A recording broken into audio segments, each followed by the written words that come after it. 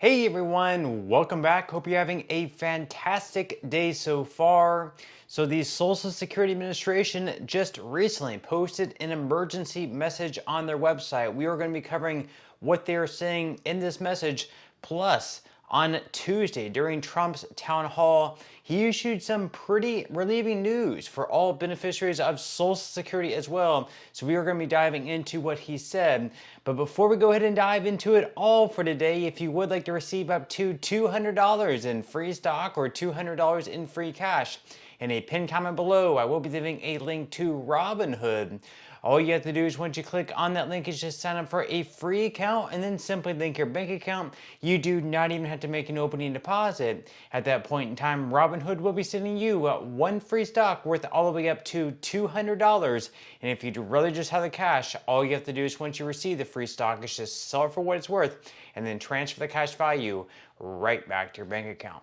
Okay, so diving right into it for today. So recently this week, earlier on this week at least, Trump had a town hall where he was asked numerous questions from the economy to other things, including Social Security, Medicare, and Medicaid, and the recent reconciliation bill that Republicans are trying to get through Congress and onto his desk.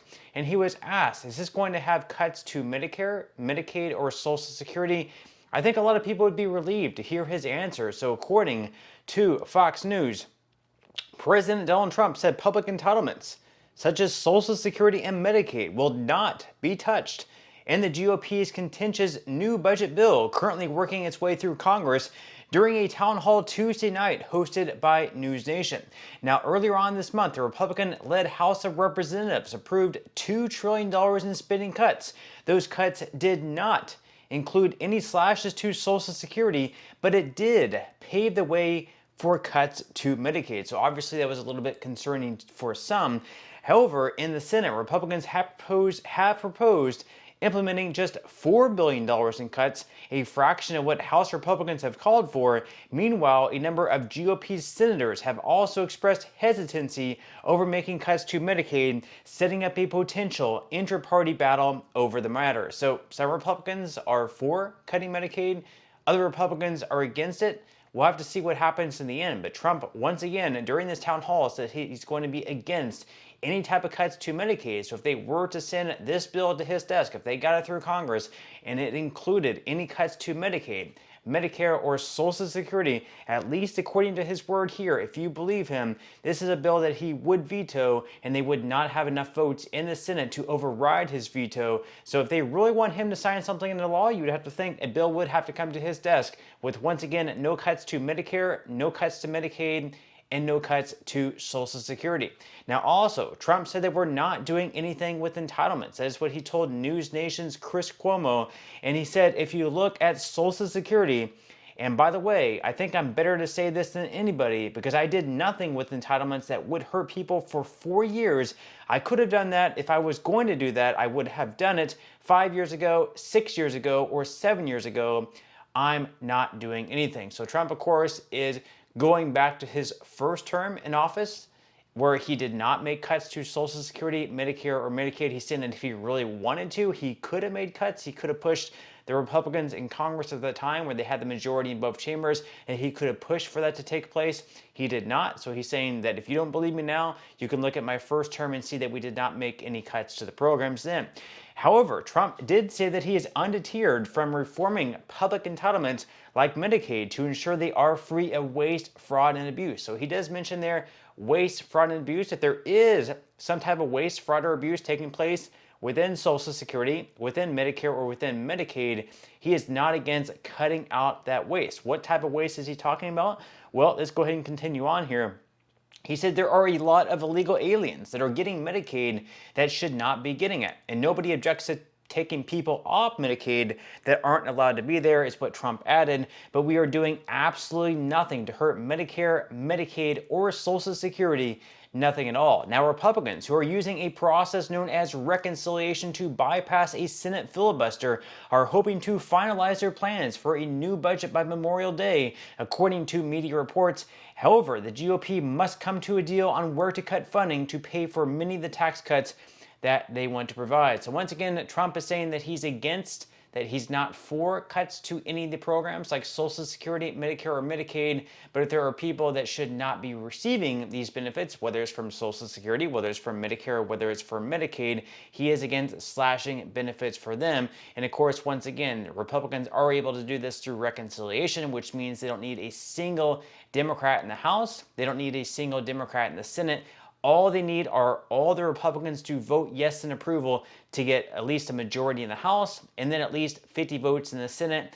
And then with the 51st vote, I guess the tiebreaker, since it would be 50-50 in the Senate, would be the Vice President and J.D. Vance. That would be enough to get that bill to Trump's desk to sign it into law. Now, of course, we have some other pretty important news out there, as recently the Social Security Administration went to their website to post an emergency message.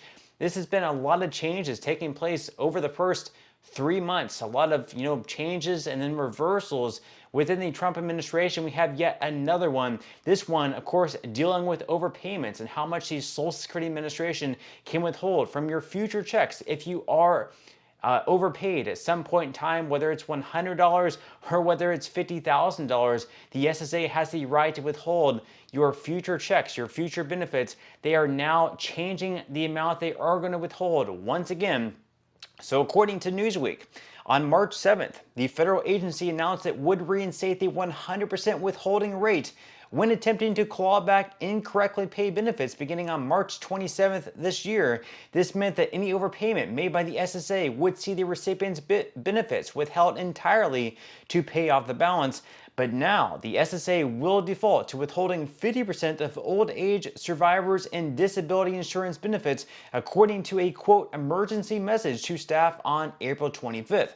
This means that if a beneficiary is found to have overpaid, half of their benefits will be withheld to pay down the balance. So let's say in the case that someone receives, $1,000 per month, just hypothetically speaking, before they were going to withhold the entire amount, the entire $1,000 per month benefits.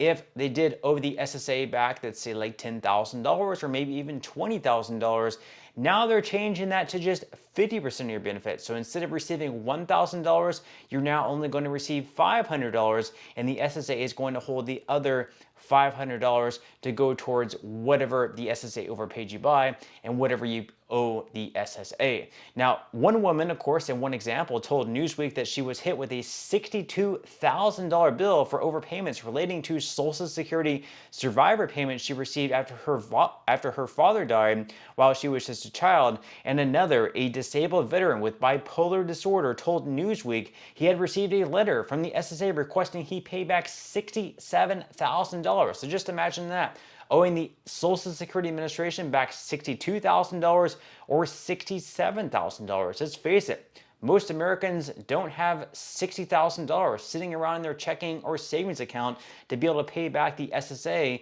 So if you receive benefits and you're completely reliant on these benefits, you live paycheck to paycheck on it, 100% or close to 100% of the income that you have is from Social Security, and all of a sudden they're going to start withholding 100% of your check, and you owe them $60,000. It's going to take a long time to pay back Social Security $60,000, even withholding 100% of your checks. It could be years, it could be decades to pay that full amount back. So once again, they are scaling that back to 50%.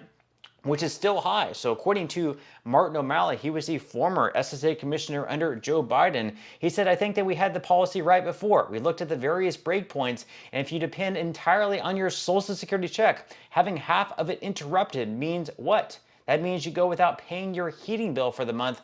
That means you'd go without your medicine instead of buying medicine and food. So he makes a very good point there. It's going to put people in very difficult situations where maybe now they won't be able to afford their rent. Maybe they won't be able to afford their groceries, their medicines, other bills, things like that. But at least they are going in the right direction, because before they were at 100%.